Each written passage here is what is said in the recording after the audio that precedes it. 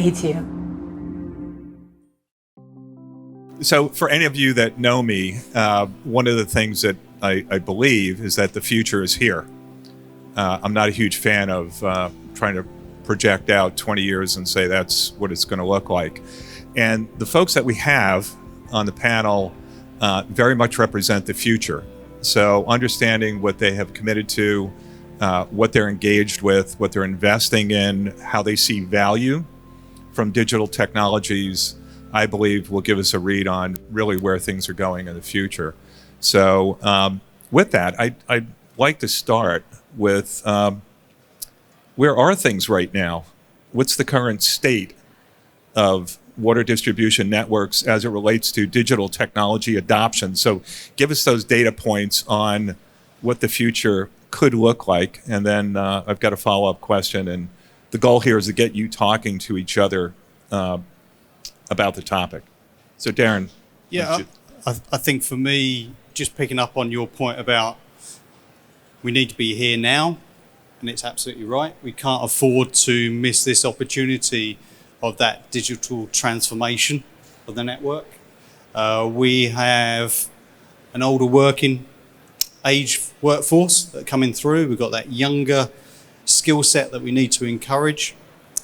We need to be agile in that approach to that workforce. But actually, what does that mean for the network itself? It means that opportunity to digitize. And that in terms of time frame, it is about now. Looking at machine learning, and it can be anything from algorithm generation to deep learning, but actually, what does it mean for the operator at the end of it? So we need to be able to provide that visualization of what we're trying to do as well. And Darren, I'm going to come back to the workforce piece of the puzzle here. You and I talked about that yesterday, and that's part of the whole value proposition. So, Luke, you want to jump in? Yeah, I just want to add one thing there. That's saying that you could delay, you could wait for digital transformation, but it is happening right now. And a lot of these things, especially AI and machine learning, need this data. So you might as well be out there collecting that data now, reaching into your network to understand more, and then start to move into those machine learning, artificial intelligence algorithms. Because the more data you've got, the more you can collect, the better algorithms the machine learning can be. Though I know in the industry as a whole, we are scared of how much data we're collecting, but it is going to become more and more important to have a better understanding of the network. Yeah, and it's making sure we don't trip over that kind of collection of data. It's collecting the right data, driving the right value, turning it into information. But it's also about actually the technology to be able to collect that data from a network that has got poor mobile connection. Geospatially, we are struggling with some of that kind of connectivity as well. So again, working with wider technology companies to try and help us as well. So that's really important. It can't be just for the utility to do that. We have to go cross-border and work with other companies to help us. So when you say other providers or even other utilities who may be trying to work in the same area? I would suggest both, because I don't think we know everything, and we shouldn't believe that we know everything. We need to have that broader collaborative approach with everybody to drive the right value. Of course. And Gavin, certainly feel free to challenge or build on what you heard. One thing I would just plant is that you and I talked about your journey in the world of digital water tech. So that perspective in terms of where we started, where we're at right now, and what you're building, how you think about technologies like 5G and IoT devices and so on would be really helpful. So take it where you want. Okay. I could probably talk about this for a couple of hours, but I think we're good with that. I guess in NEOM, where we're starting from is to look at the customer requirements more than anything else. And historically, in the world of water, we failed. We see customers as consumers because we are just a water utility, and we have to serve people. We're taking it from the point of what do the customers expect in a distribution network, and focusing on that. So making sure you've got drinking quality water, making sure you have the right pressure, making sure you have flow all the time, making sure you have resilience in the network. But in a previous life, we really benefited from the fact that water utilities were stuck with proprietary technology. So if you, for example, Yorkshire Water, or in previous life, we rolled out 1 million smart devices on Yorkshire Water, which they just use to invoice people. We did the same in Cleveland, more than is correct, just invoicing at the moment. We did the same in Cleveland, 1 million devices. Baltimore, Chicago, Singapore, Melbourne. I mean, I could go through them all, but essentially they put all these nice devices in and they never use the information. And it's not their fault.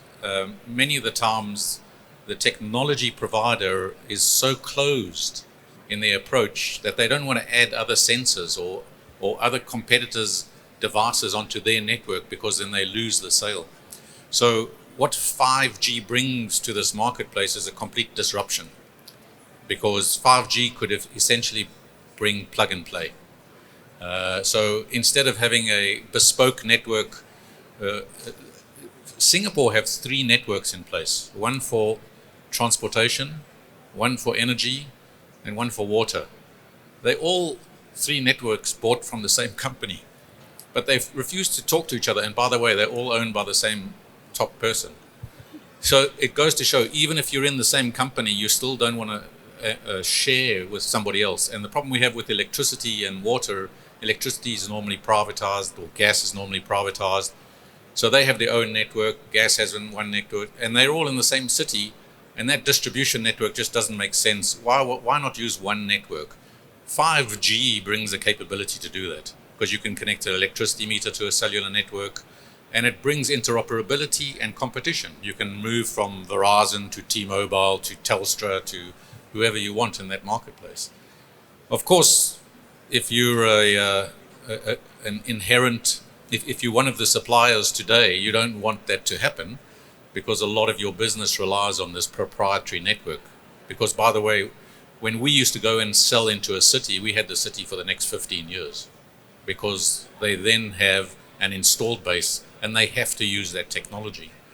But when you go to 5G and you can swap from one cellular provider to another and do plug and play devices, and by the way, if your cellular provider is not giving you a good service, you can move on to the next one. And it's not just about a water meter, it's about a pressure sensor on 5G, it's about a water quality sensor on 5G, and it's about a temperature sensor on 5G, and it's about pressure control on 5G. If you can put all of those together onto one network, which is what we plan to do in NEOM, all of a sudden you have an integrated, am I talking too much?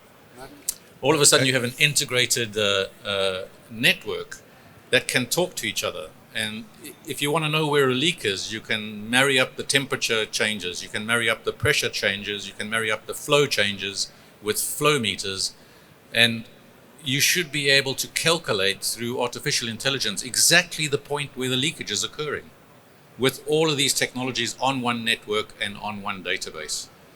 And I think we're getting close to that now. And when you talk about Qatium and what they can do with the network, and be able to see those sensors, where they are on the network, be able to analyze that network and say, hey, where's the best place to put my critical pressure monitor?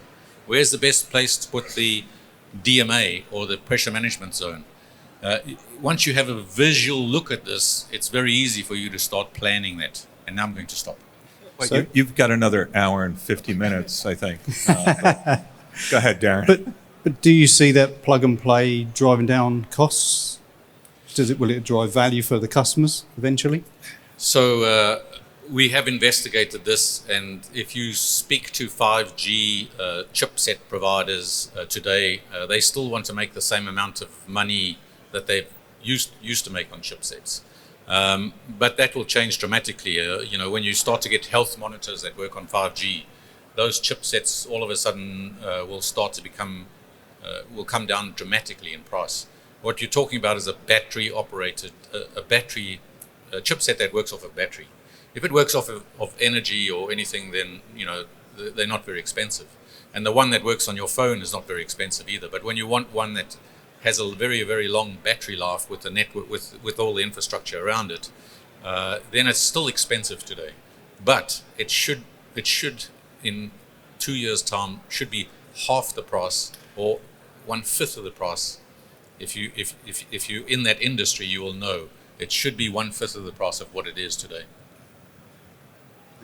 So, Luke, what are you seeing in this transformation?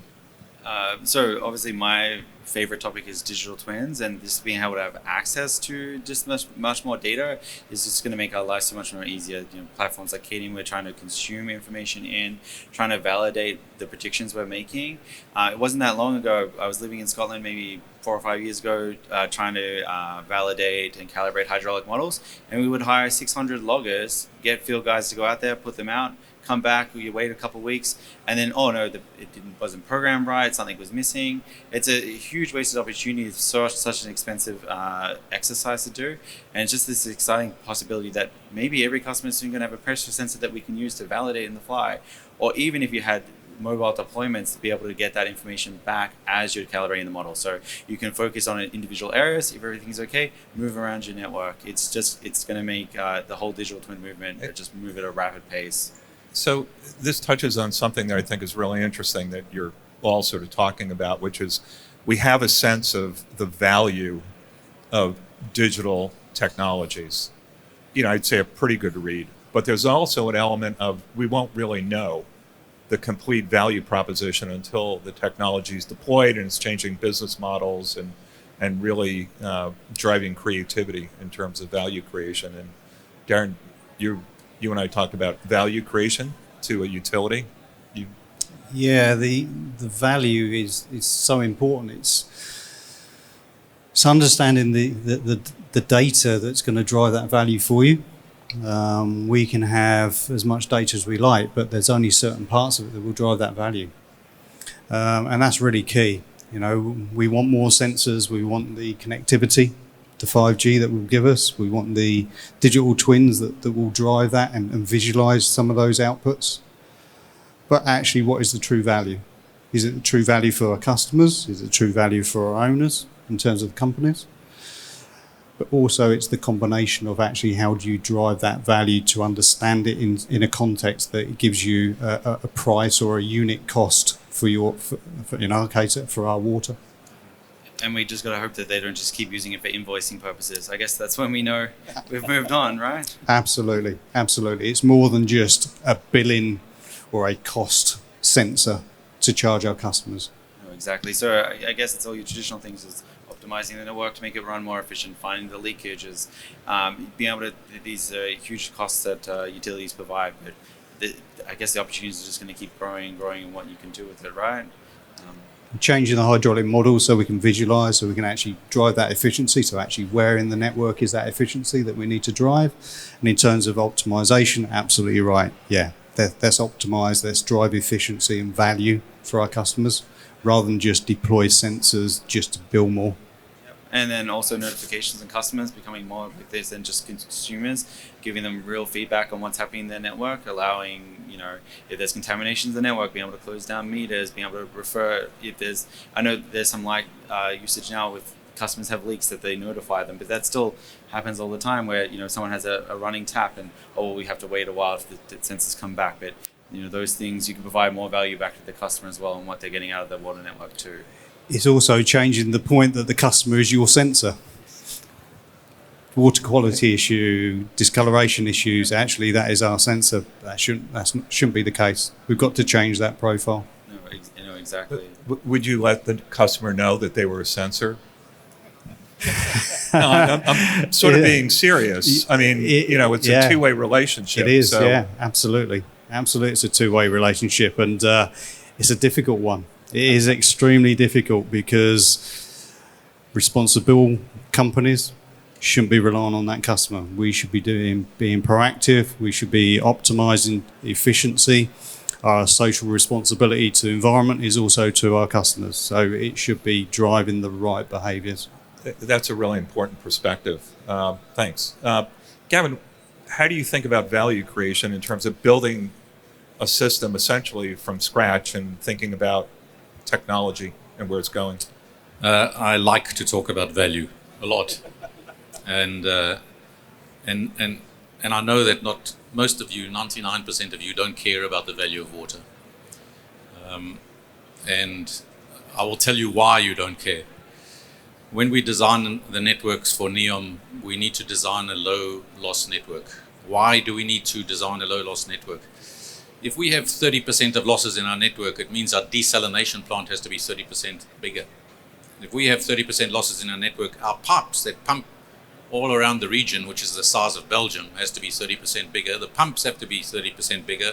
We use 30% more energy and we use 30% more chemicals.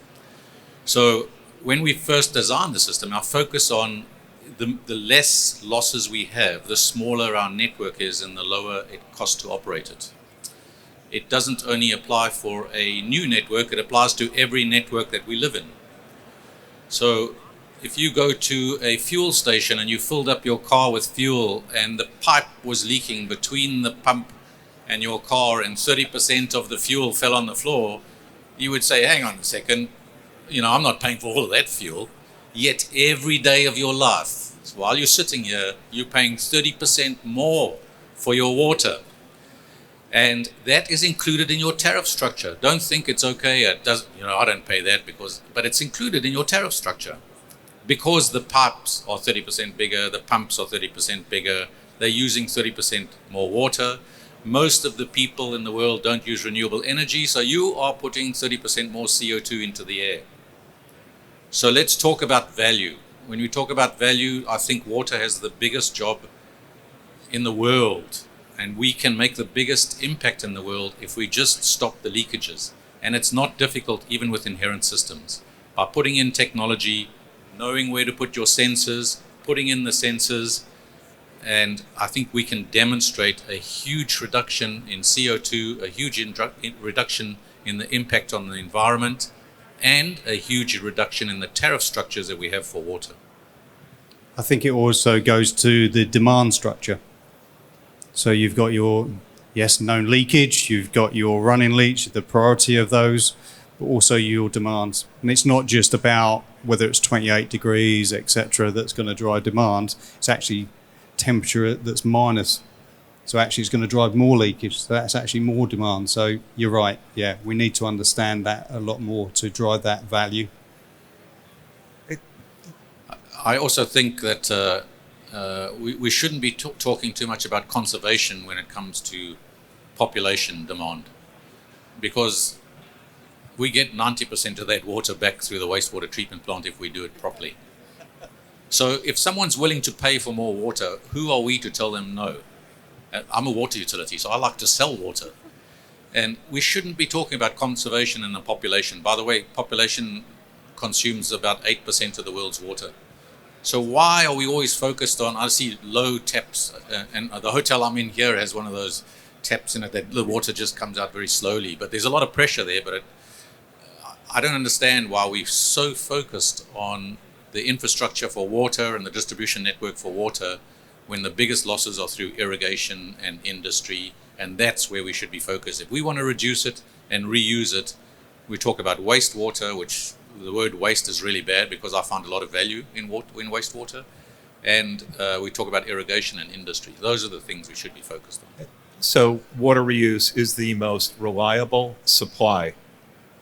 So flip the argument around, and we're seeing the light bulbs go off in the American West, where the sort of standard supply side of the equation is not what it used to be. So water reuse, it's reliable. So if we focus more on reuse, you think that it would be less responsibility on the utility? Would there be any exceptions on drought conditions, or you think if you're keeping leakage low and to an acceptable limits? I know this is coming from the head of a water utility, so normally we're not allowed to talk about wanting customers to use water. So it's going to be a better use of managing, and then it will be okay? Or you think the industry will ever move that way? Or we're going to be forced to always look about conservation of water?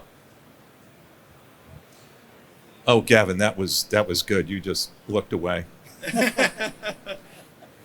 Just ignored Luke. I like it. Just asking you a hard question. Yeah. So, Darren, instead of you I don't know. You want to respond to that before we turn it over for questions? So I think many cities, let's look, I hope no one's here from Singapore. They're still not allowed to travel, so we can talk about them. Singapore had a plan to reduce their water consumption by from 180 liters to 140 liters per minute when I was living there. And the reason was economical. It was because they were buying their water from Malaysia, and Malaysia was going to put their water up by a huge amount of money, and that's why they started with new water and recycling water, because it made commercial sense. So it's not, for me, it's not about conservation. It's what makes sense from a circular economy and a commercial perspective. It just makes commercial sense to process the water that people are using in their houses and give it back to them in a clean fashion, because you don't have to extract that water out of the sea, or you don't have to extract it out of a river.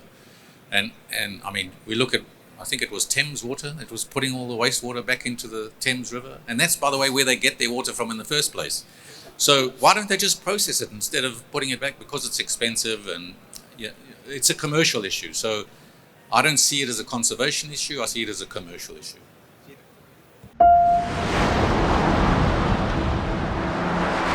Qatium.